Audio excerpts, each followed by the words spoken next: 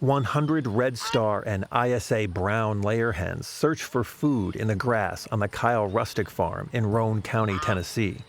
The former tobacco and hay farm has been branching into new lines of business after classwork at the New Farmer Academy, a resource provided by Tennessee State Extension. I dabbled in farming. I dabbled in agriculture. And when we set out to do this more on a full-time basis, it's like, if we're going to do it, we're going to do it right. So I found this great program called the Beginning Farmer Academy, and I joined up. And my eyes were open big after that. The first major hurdle for many beginning farmers is determining if their farm plan can be profitable.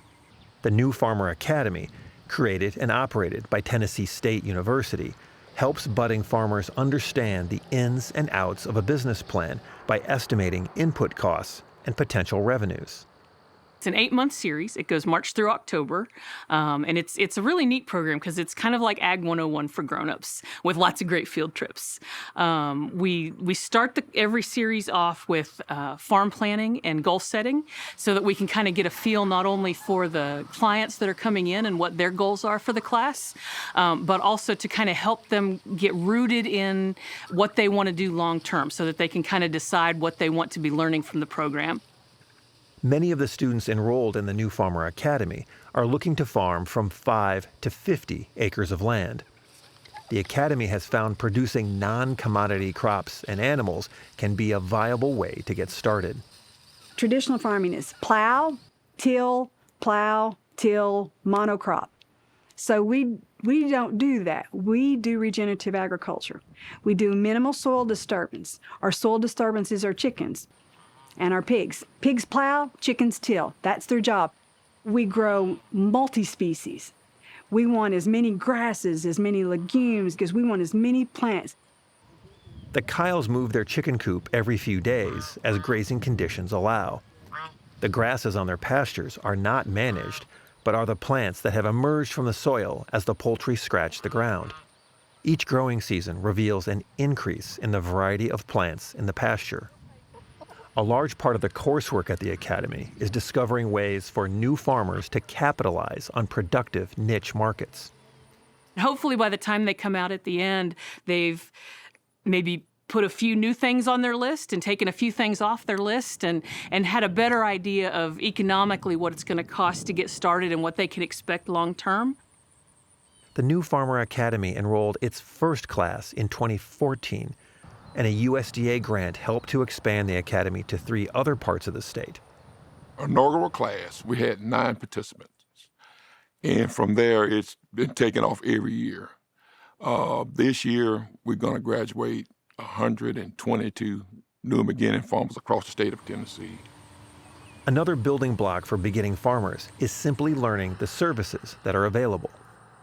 For myself, I'm a third-generation farmer. Well, I know about county extension, I know about the USDA agencies, things of that nature. Where when you come into farming for the first time, you have no clue who they are, where they are. Students spend half of their course time on field trips to working farms in their region of Tennessee. Well, they get an opportunity to go talk to a farmer firsthand, first and foremost. They go out on the farm, they actually see a working farm because here again, they're new to that.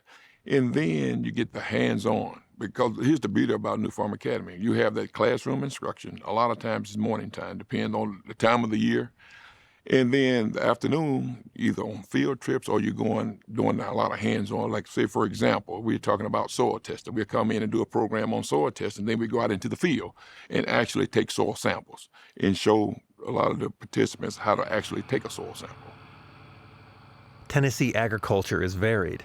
While the west end of the state can support row crop farming, the central and eastern sections are better for grazing and specialty crops. 80% of working farms in Tennessee are less than 180 acres. Along with eggs, the Kyles raise Thanksgiving turkeys, heritage beans, honey, and elderberries. Early sales began at farmers markets, but growth required the building of an on-farm store, which now sells products from the Kyle farm as well as neighboring operations in the valley. While the Kyles had access to land, that isn't the case for many students at the Beginning Farmer Academy. The economics of renting or purchasing land make commodity farming difficult for the beginner. Having a profitable business plan from the beginning can make the difference. So with that, we link them up with this managed extension professionals to help them work through the feasibility and the numbers of whether or not this business is feasible or not. And a lot of times we realize that, you know what, maybe I need to look at some other aspects of agriculture and help them figure out, you know, the pros and the cons prior to really getting involved and whether or not even profitable to get into.